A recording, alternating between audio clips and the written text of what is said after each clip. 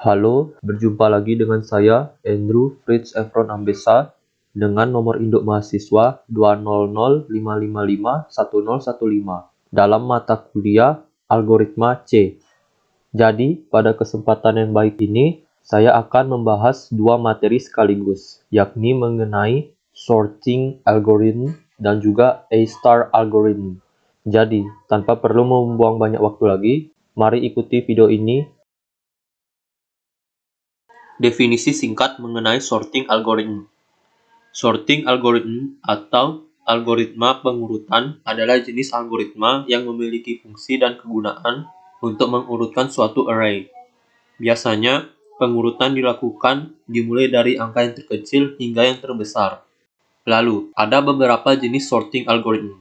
Di antaranya ada A. Bubble sort, B. Selection sort, C. Insertion sort, D, dan seterusnya. Dan pada materi kali ini, jenis sorting algorithm yang saya gunakan adalah bubble sort. Konsep dari bubble sort ini adalah, misalnya kita menggunakan kompor, lalu kita ingin merebus air dengan menggunakan kompor tersebut. Nah, saat atau bila mendidih, coba kita perhatikan gelembung-gelembung yang ada di dalam air rebusan kita. Nah, jika kita melihat dengan seksama, maka gelembung-gelembung yang paling besar ukurannya akan lebih dulu ke atas atau menuju puncak alias top dari permukaan air itu daripada gelembung-gelembung yang berukuran lebih kecil. Nah, seperti itu kira-kira konsep dari bubble sort ini. Jadi, langsung saja. Baiklah, ini adalah contoh array yang akan saya gunakan. Nah, bisa dilihat di sini, angka-angkanya sama sekali belum terurut.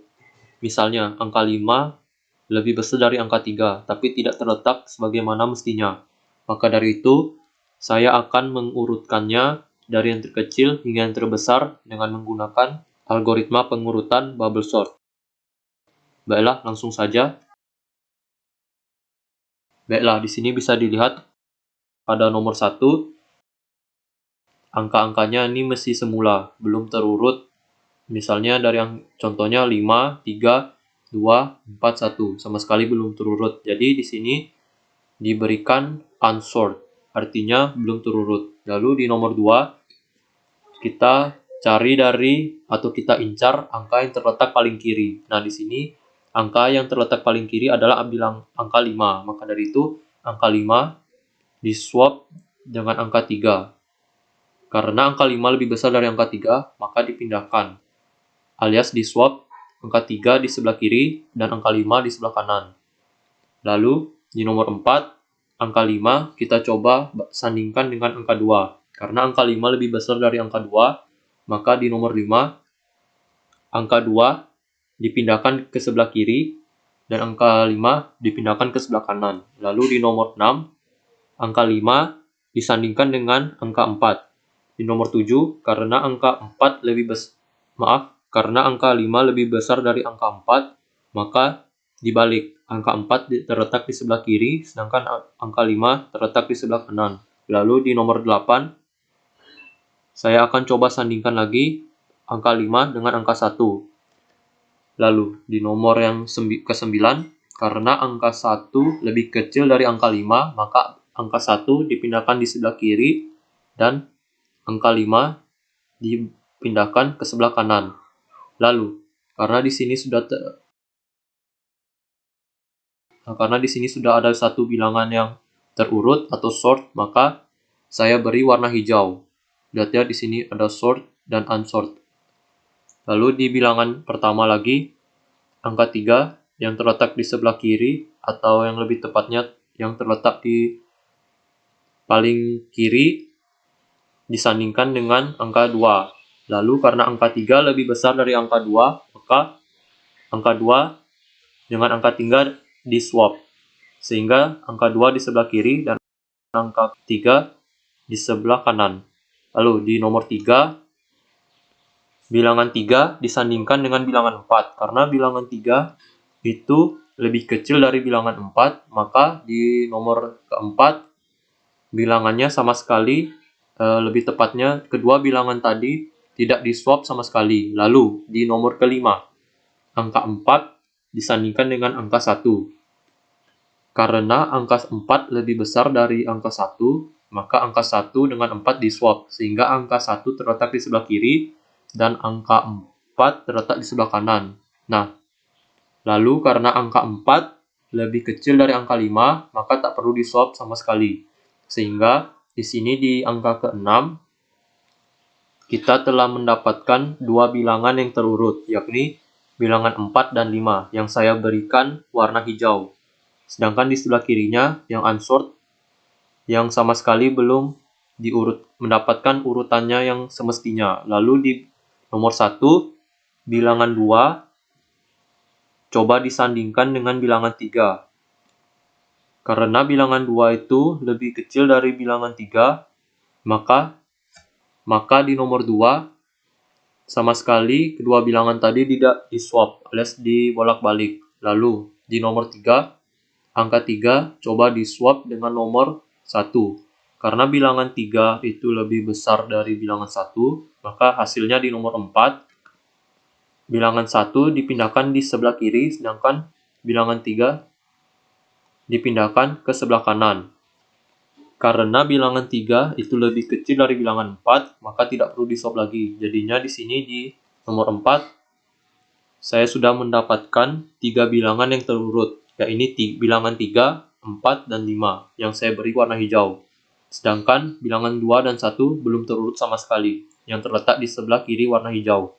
Lalu, di bilangan nomor 1, di nomor 1, bilangan 2, coba disandingkan dengan bilangan 1. Karena bilangan 2 lebih besar dari bilangan 1, maka di-swap. Maka kedua bilangan tadi akan di-swap, sehingga hasilnya bisa terlihat di nomor 2. Bilangan 1 di sebelah kiri, sedangkan bilangan 2 terletak di sebelah kanan. Dah, ini adalah hasil penggunaan bubble sort yang baik dan benar. Bisa terlihat di sini, semua bilangannya sudah terurut. Ada bilangan 1 yang dimulai dari yang sebelah kiri, bilangan 1, 2, 3, 4, dan 5. Nah, ini bilangannya sudah terurut ya dengan benar, dimulai dari yang terkecil hingga yang terbesar. Baiklah, selanjutnya saya akan membahas mengenai source code dari penggunaan algoritma pengurutan bubble sort. Baiklah, inilah selengkapnya. Baiklah, selamat datang di aplikasi Sublime Text. Jadi, kira-kira seperti inilah source code atau kode sumber dari algoritma pengurutan bubble sort. Jadi di sini baiklah saya akan menjelaskan detail dari source code algoritma pengurutan bubble sort. Baiklah, akan saya mulaikan saja. Di line pertama atau line 1 ada hash include IO stream. Jadi IO stream ini adalah singkatan dari input output stream. Di sini di baris 1 adalah header file untuk kode sumber C++. Lalu di baris 2 ada using namespace std semicolon. Lalu di baris ketiga diberikan jarak.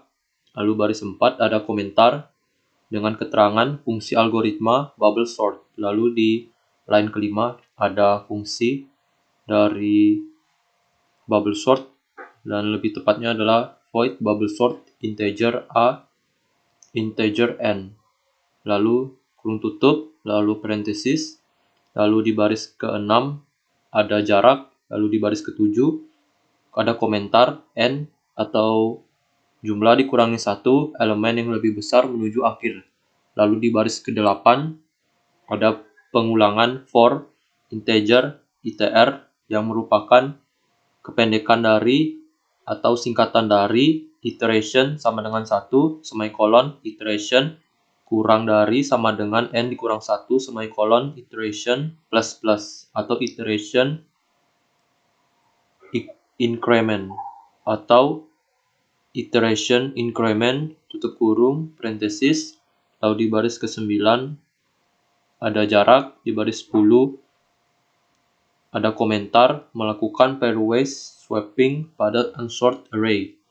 Lalu di baris ke-11 ada pengulangan for integer j sama dengan 0 semicolon j kurang dari sama dengan N kurang iteration dikurang 1, tutup kurung, semikolon, G increment, tutup kurung, parenthesis, if A, J lebih dari A, J plus 1, tutup kurung, parenthesis, maka di line ke-13 ada swap A, J plus 1, tutup kurung, semikolon. Lalu di bawahnya ada parenthesis atau kurung kurawal tutup, di baris ke-15 juga ada kurung kurawal tutup, di baris ke-16 ada kurung kurawal tutup, di baris 17 untuk memudahkan pembacaan, maka diberikan jarak, lalu di baris ke-18 ada kurung kurawal tutup. Di baris ke-19 ada jarak, di baris ke-20 ini adalah fungsi pertama, in main alias integer main, kurung buka, kurung tutup, kurung kurawal buka, lalu di baris ke-21 ada jarak, di baris ke-22 ada deklarasi variabel, integer n, key, semikolon, di baris ke-23 cin, di baris ke-23 ada cin, tanda lebih dari, n, semikolon, di baris ke-24 ada spasi, alias jarak, di baris ke-25 integer a mendapat menampung 1000 karakter. Lalu semikolon, di baris ke-26 ada jarak, di baris ke-27 perulangan for integer sama dengan 0, semikolon, integer kurang dari n, semikolon, integer increment, kurung tutup, kurung kurawal buka, cin, lebih dari, a, i, semikolon, di baris ke-29 kurung kurawal tutup, di baris ke-30 spasi atau jarak, di baris 31 ada bubble sort, an ini adalah fungsi dari yang di atas ini, sesuai dengan namanya, bubble sort yang berwarna hijau, ini terhubung dengan baris atau line ke-31 bubble sort yang berwarna biru muda. Lalu di baris ke-32 ada for integer i sama dengan 0, di baris ke-32 ada perulangan for integer i sama dengan 0, i kurang dari n, maka i increment, kurung tutup, kurung kurawal buka, code kurang dari, a, i kurang dari, lalu maka diberikan tanda koma sebagai pemisah.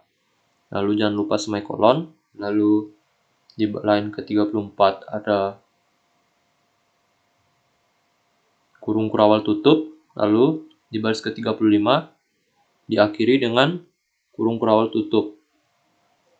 Nah, sebagai pembuktian atau pengujian, maka akan saya kopas dengan menekan Ctrl A, lalu Ctrl C, lalu saya buka aplikasi di Dev C.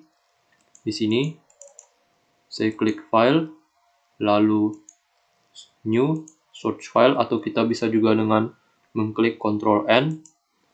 Lalu di sini saya tekan Ctrl V.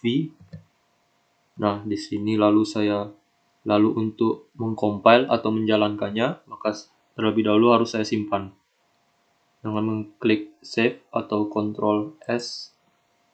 Lalu saya beri nama, misalnya bubble sort C++. Save. Yes.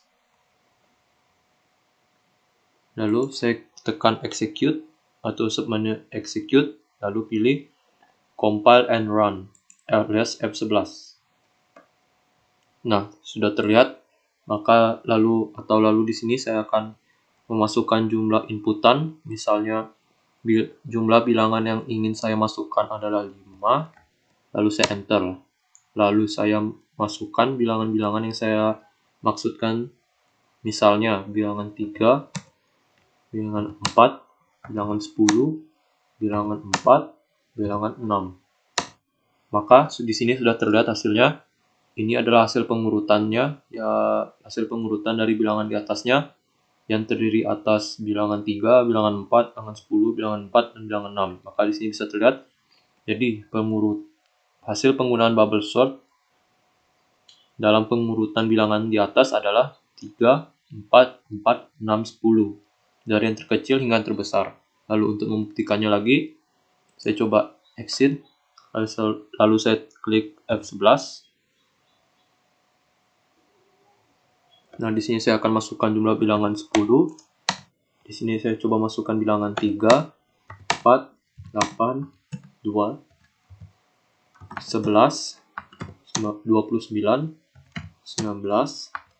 20, 31, 32. Nah, di sini sudah terlihat ya hasil pengurutan dengan bubble sort.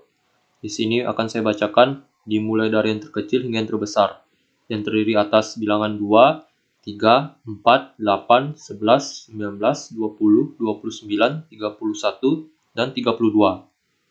Jadi, kira-kira segini pembahasan yang bisa saya paparkan yang berhubungan dengan source code dari bubble sort.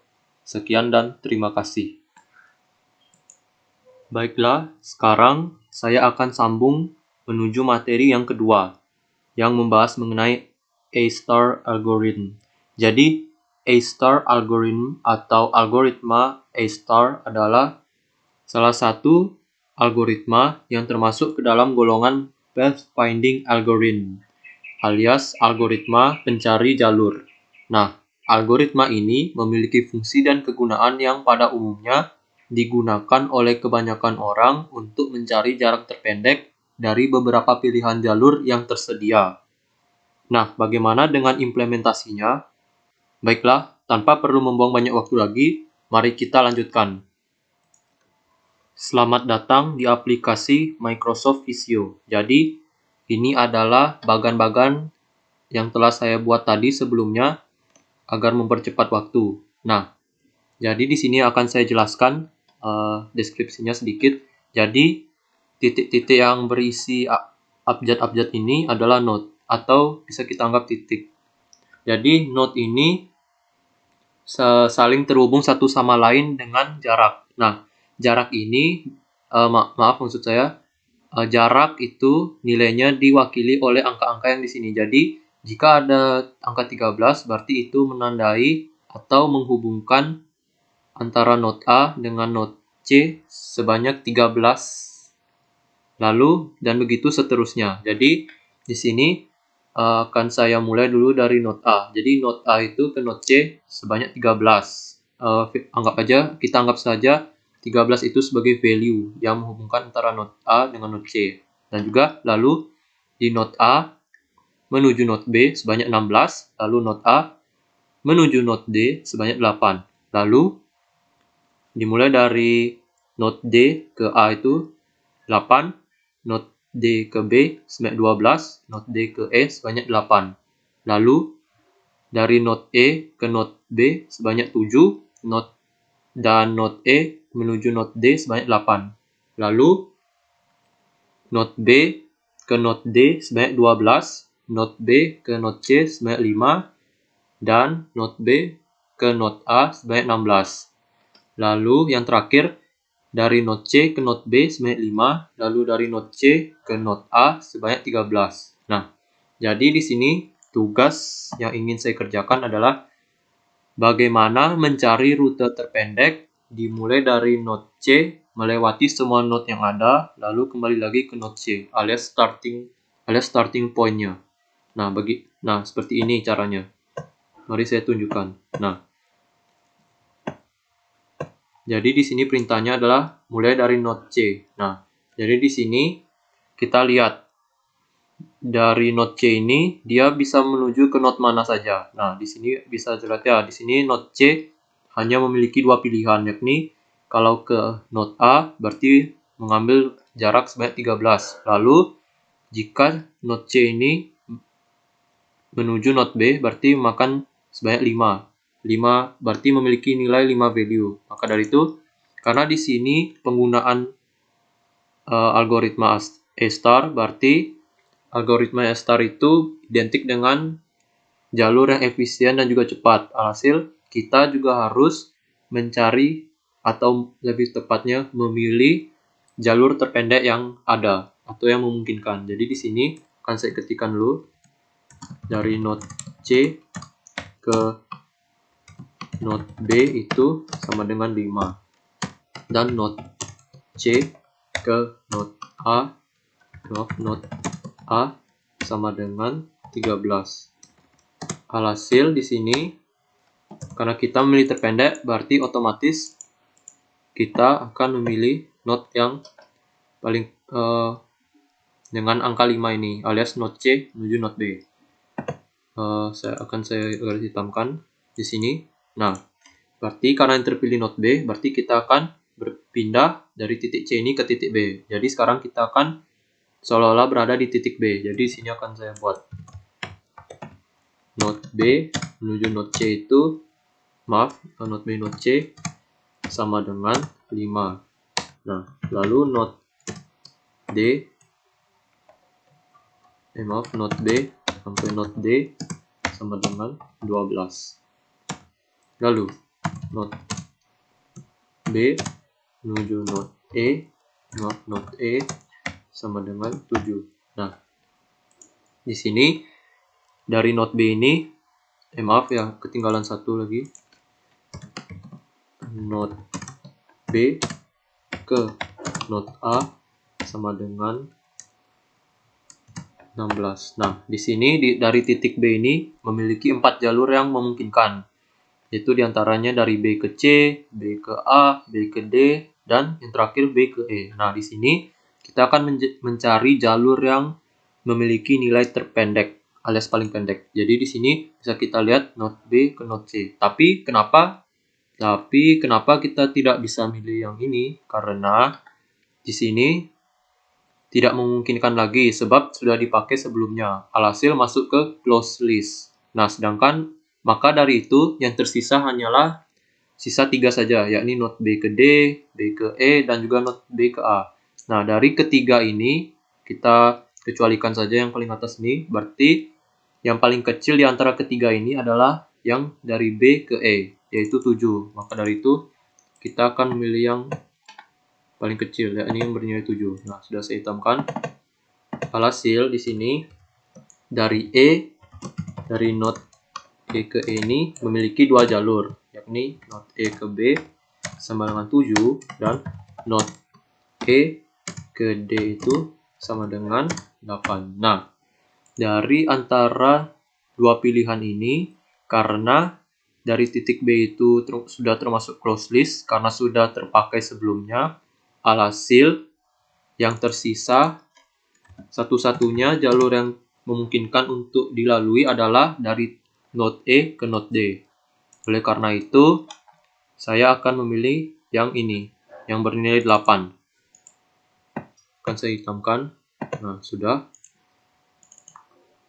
Nah, selanjutnya, dari not B itu memiliki 3 jalur yang memungkinkan, yakni dari D ke E senilai 8, dari D ke B senilai 12, dan D ke A senilai 8. Nah, di sini ada beberapa closed list. Ini dari D ke E 8, not D ke B itu 12, not D ke A itu senilai 8. Nah, dari sini dari sini karena tadi B itu titik B sudah terpakai, maka otomatis masuk ke closed list alias tidak dapat dipakai lagi. Nah, di samping itu not E juga sama. Mengapa? Karena seperti kasusnya dengan not yang B ini, karena sudah dipakai atau pernah dilalui sebelumnya. Alhasil hanya tersisa dari titik dari titik D menuju titik A saja. Oleh karena itu, saya akan melalui titik D ke A. Akan saya hitamkan. Nah,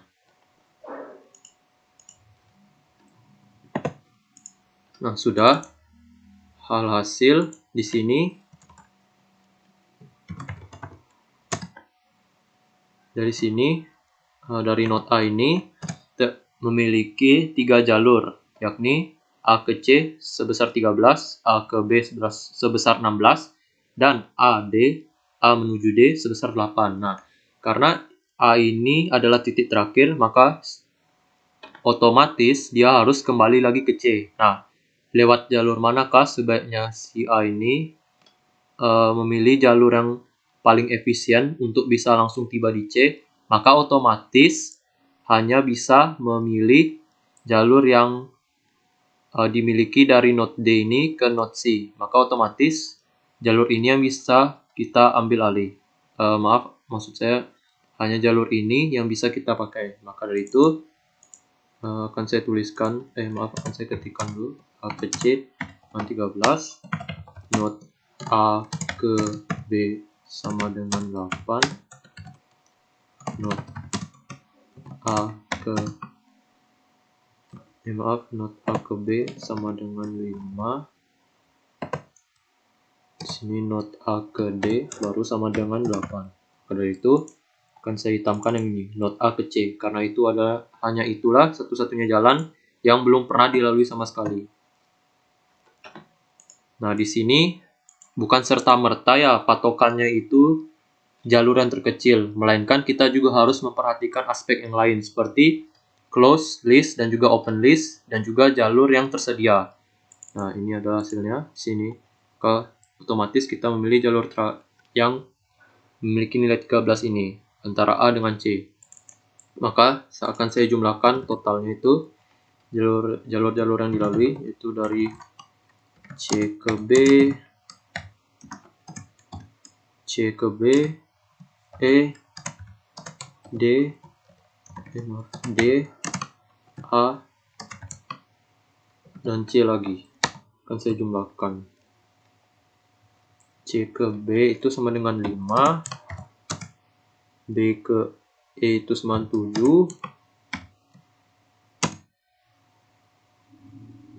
E ke D itu sebesar 8, E ke D 8, D ke A itu 8 juga, 8, lalu A ke C itu sama dengan 13. Berarti ini kita akan totalkan keseluruhan nilainya. Nah, saya di sini tidak sendirian, melainkan juga dibantu oleh kalkulator untuk mempercepat proses perhitungan karena keakuratannya mencapai 100%. Nah, untuk memastikan lagi akan saya hitung lagi. C ke B sama dengan 5, B ke E itu sama dengan 7, E ke D itu sama dengan 8, D ke A sama dengan 8, A ke C sama dengan 13. Akan saya hitung sini. 5 tambah 7 tambah 8 tambah 8 tambah 13. Apakah itu? Nah, hasilnya adalah 41. Akan saya tambahkan nilai 41. Akan saya perbesar supaya terlihat jelas. Nah, sudah. Berarti ya segini. Ya, hasilnya adalah total jarak yang ditempuh dari C melewati semuanya lalu kembali lagi ke titik C adalah sebesar 41. Nah, demikian implementasi sekaligus pengujian dari algoritma A* ini kiranya dapat menjadi sumber referensi maupun ilmu bagi kalian yang masih bingung bagaimana cara mengimplementasikan algoritma A* ini. Baiklah, sekian yang bisa saya paparkan. Apabila ada kesalahan maupun kekurangan, saya minta maaf yang sebesar-besarnya. Terima kasih. Kembali lagi bersama dengan saya, Andrew Fritz Efron Ambesa. Nah, pada kesempatan ini saya ingin menggunakan atau mengujikan implementasi dari algoritma A* dengan menggunakan software Microsoft Excel. Nah, bagaimana langkah-langkahnya? Yuk ikuti saya. Baiklah, pertama-tama saya akan membuka blank workbook. Nah, di sini. Nah, pada contoh kali ini saya ingin menggunakan kolom kali baris sebanyak 5 kali 5. Maka dari itu akan saya atur dulu di sini 5 dengan pixel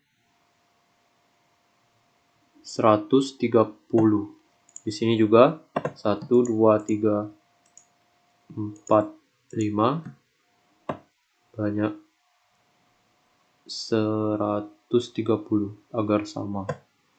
Nah, di sini sudah terbentuk. Yang kita pakai hanyalah yang ada di sini. Di sini akan saya format cell dulu supaya untuk lebih mudah readability. Saya garis ini. Oke. Nah, di sini sudah. Berarti hanya kotak segini saja yang saya pakai. Nah, contoh.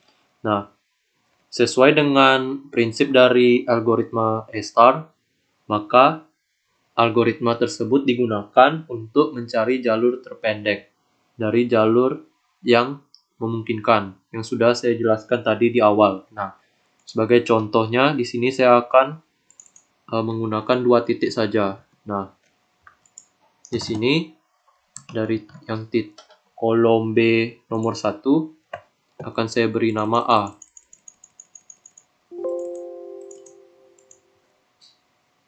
Di sini.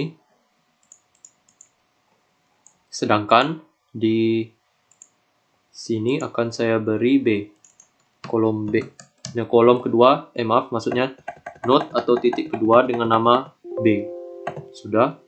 Sini akan saya beri justify. Nah, sini. Misalkan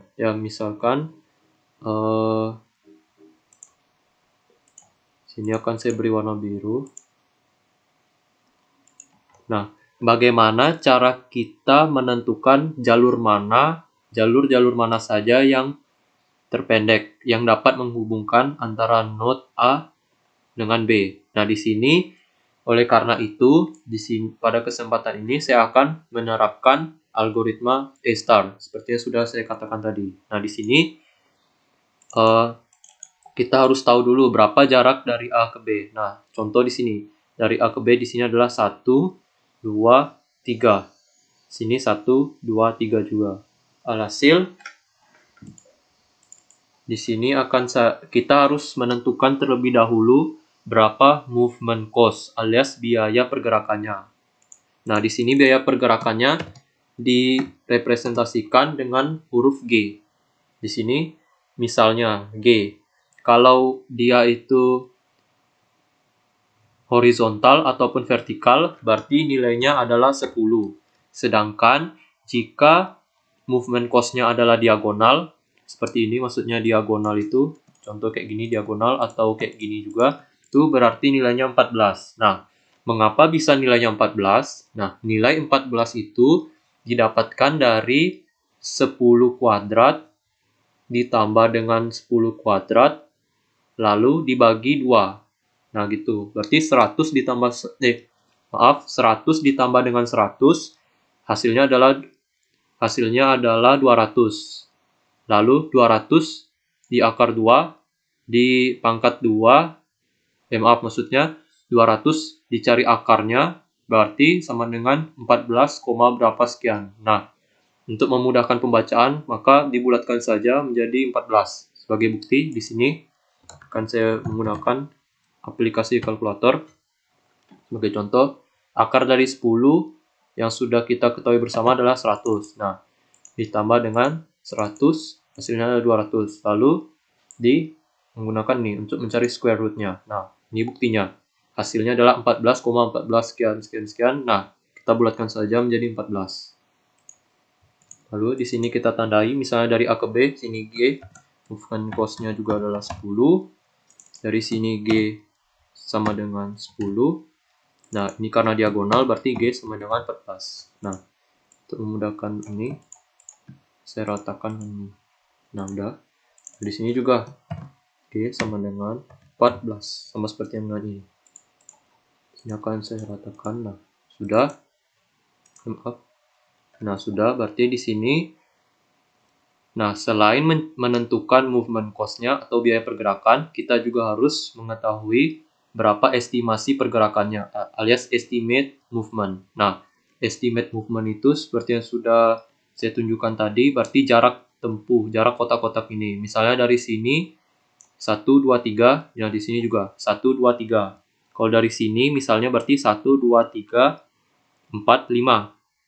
Gitu. Nah, biar tidak bingung lagi, mari saya contohkan. Misalnya di sini G adalah 10, berarti F-nya sama dengan berapa? Berarti di sini anggap saja biar lebih mudah ya, biar tidak terlalu bingung. Berarti B ini kita hitung, kita berpindah ke titik B ini. Berarti anggap saja dia tuh nilai yang ada di sekitarnya ini 10 10 misalnya gitu. Nah, berarti di sini dari titik A ini berpindah ke kanan, berarti dia bertambah maksudnya berkurang 10. Hanya berkurang 10 saja maksud saya. Berarti dia di sini adalah 10, 20, 30. Berarti sini adalah 30. Seperti itu. Nah, lebih memudahkan saya akan isi juga sini. Berarti di sini F-nya sama dengan 20. Nah, mengapa 20? Karena di sini 30, di sini di atasnya adalah bernilai 30, maka di bawahnya 20, begitu seterusnya. Nah, biar lebih memudahkan, misalnya gini. Jika dia mendekati ke kiri satu kotak, berarti dia kita anggap saja dikurangi 10. Nah, kalau dia turun lagi satu kotak, berarti dia dikurangi 10. Karena dia ini diagonal menurun, diagonal ke kiri dan menurun, berarti otomatis dia dikurangi 20 poin. Berarti di sini bisa kita tebak, berarti di sini nilai dari F atau dari estimasi pergerakannya adalah 40. Nah, di sini juga otomatis di sini ada 50. Nah, kenapa di sini F-nya bisa 50? Itu karena di sini dia mundur ke kiri satu langkah. Nah, di sini F-nya saya beri nilai karena dia menurun 10. Karena dia menurun 10, tetapi dia menyamping ke kiri 10, berarti nilainya otomatis sama, 40. Nah, kalau di sini kita bisa hitung, dia menurun satu kotak, tapi tidak berpindah. Tapi dia tidak ke kiri. Dia hanya nurun, tidak ke kiri, diagonal. Berarti 30. Itu nilai 30 didapatkan dari 40 ini dikurangi 10. Nilai 10 per tiap-tiap tehel ini, berarti 30 ya. Nah, lalu maaf, bukan F maksud saya, H.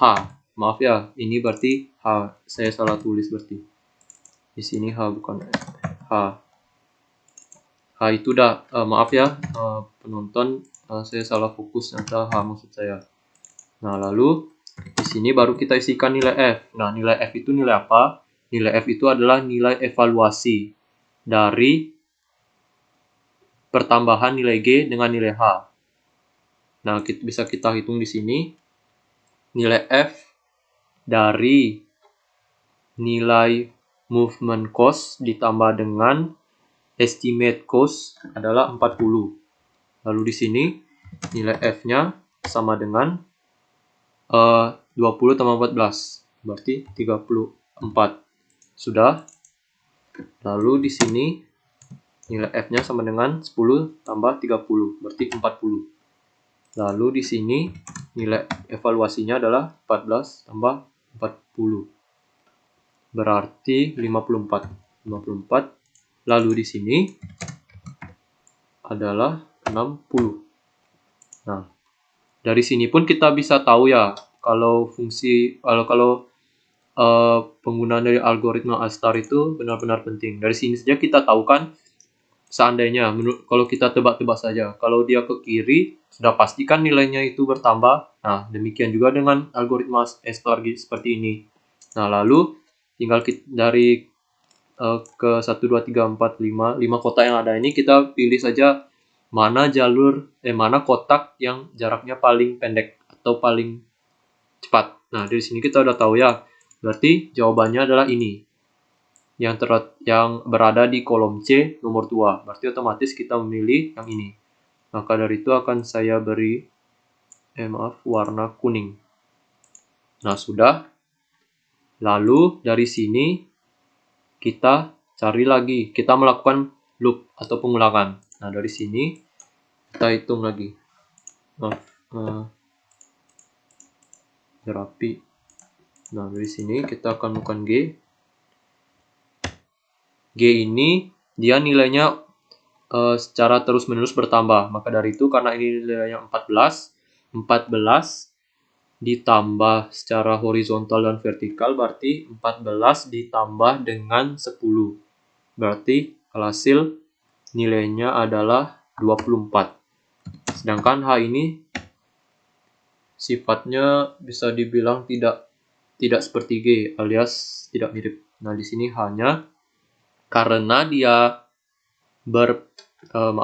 karena dia berpindah ke kanan tetapi tidak menurun, berarti nilainya adalah H ini bernilai 40. Lalu di sini akan saya beri dulu nilai G-nya. Di sini 14 tambah 14, 14 maksud saya 14 tambah 10 berarti 24. Di sini H-nya sama dengan 10. Lalu F sama dengan, nanti akan saya isikan. Nah, di sini menyamping, berarti G itu, karena ini diagonal seperti yang saya bilang sebelumnya, berarti 14 tambah 14 berarti 28, tambah dengan H sama dengan F sama dengan H-nya ini karena dia menurun tapi kiri, berarti dia nilainya adalah 20. Kalau ini karena dia menurun, kalau ini karena dia ke kanan, kalau yang di sini karena dia ke kanan tapi dia tetap, berarti nilainya tetap sama. Hanya itu sama dengan, maksud saya nilainya ini adalah 30. Di sini nilainya masih terhubung dari yang ini, titik kuning, berarti G ini sama dengan 14 tambah 14 berarti 28. Hanya itu berarti karena dia menurun tapi ke kanan, berarti dia tetap hanya 20. F sama dengan, nah sini saya akan kerja dulu F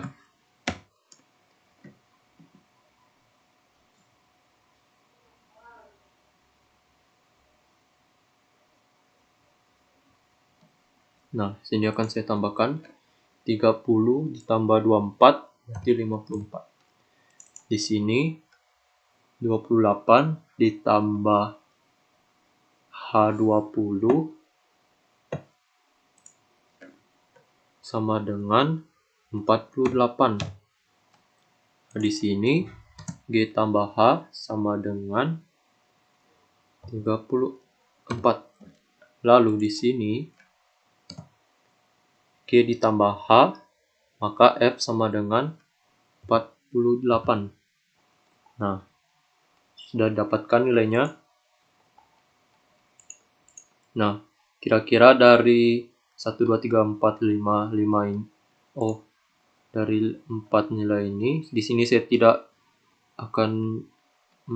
perlu cantumkan karena sudah jelas dia menjauh, jadi untuk mempercepat video atau perlu ya saya isikan juga di sini.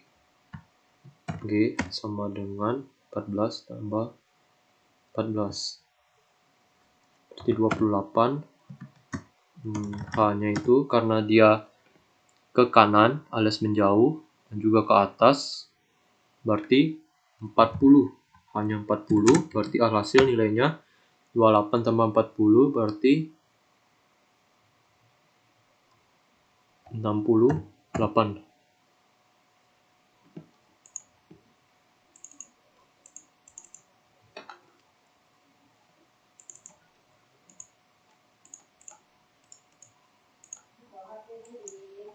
Nah, dari 1, 2, 3, 4, 5 nilai ini, kira-kira manakah yang paling singkat? Nah, bisa kita lihat secara seksama. Di sini G-nya 10 tambah H sama dengan 40, jadi total 40 di sini. Di sini 24 tambah 30 berarti 54. Di sini G sama dengan 28, H-nya 20, F-nya 48.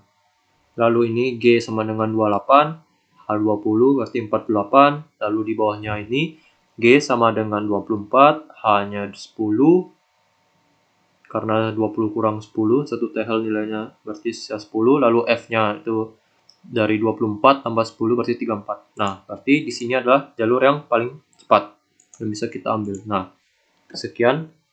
Nah, bisa dilihat ya di sini. Berarti jalur terpendek yang bisa dilalui dari titik A alias node A menuju node B ini adalah dari sini, dan sampai sini. Nah, kira-kira dan saya harap penjelasan singkat ini dapat bermanfaat bagi kita semua, khususnya bagi yang menontonnya. Dan apabila terdapat salah kata dan kesalahan, saya mohon maaf yang sedalam-dalamnya. Atas perhatiannya, saya ucapkan terima kasih banyak. Sampai jumpa.